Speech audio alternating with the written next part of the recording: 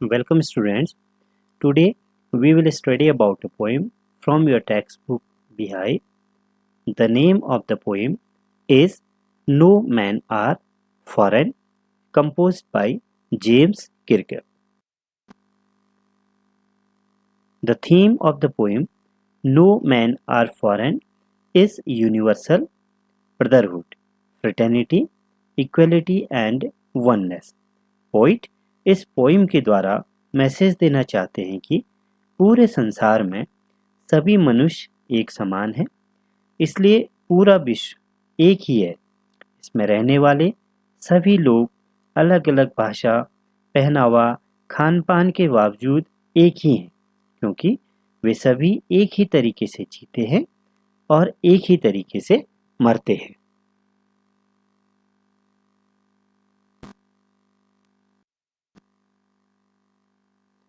Let us study the poem. The first stanza. Remember, no men are strange, no countries foreign. Beneath all uniforms, a single body breathes. Like ours, the land our brothers walk upon is earth like this, in which we all shall lie.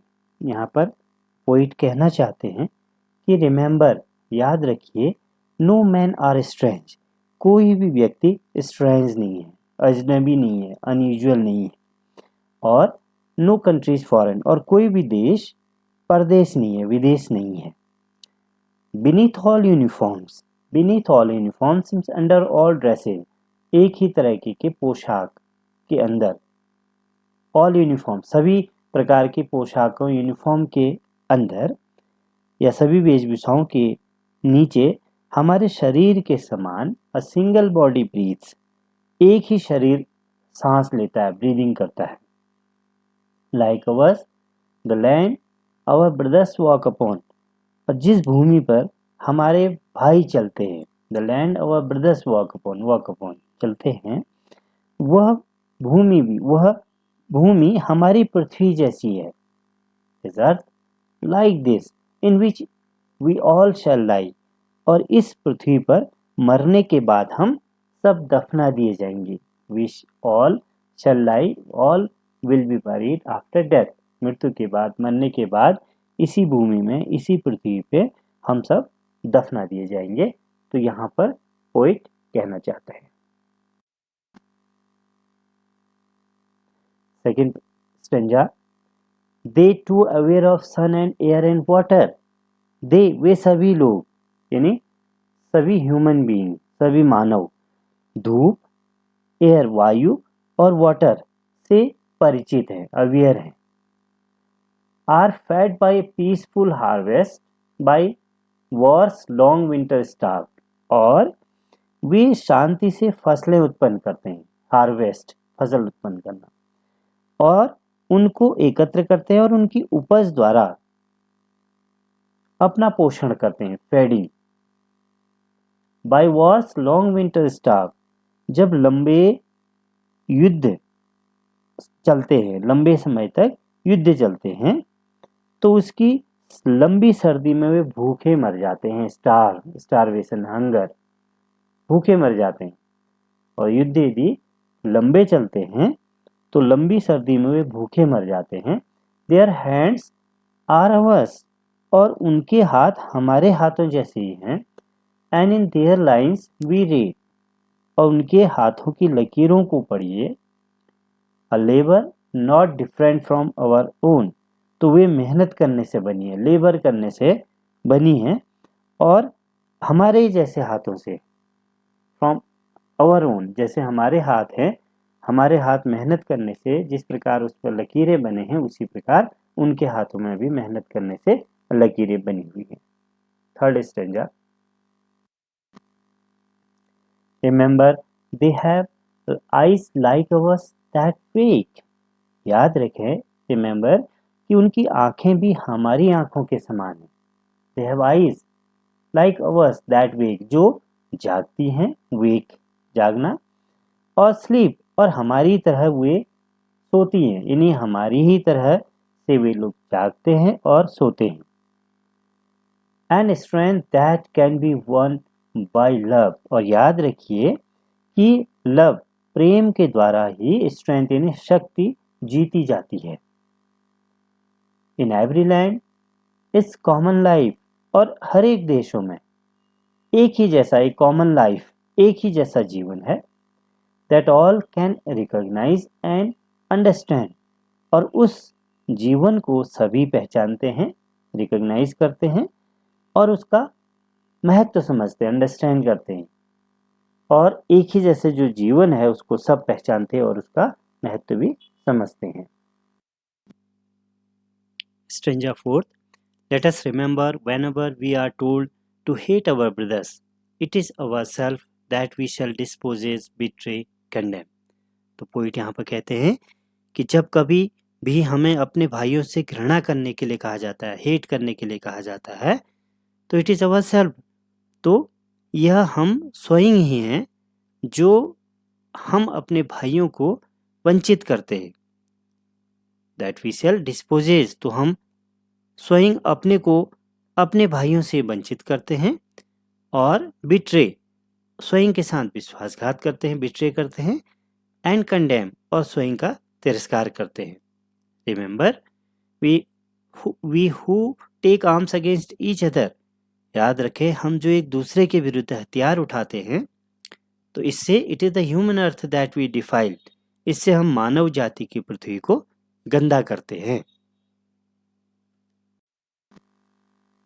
Remember we who take arms against each other, it is the human earth that we defile.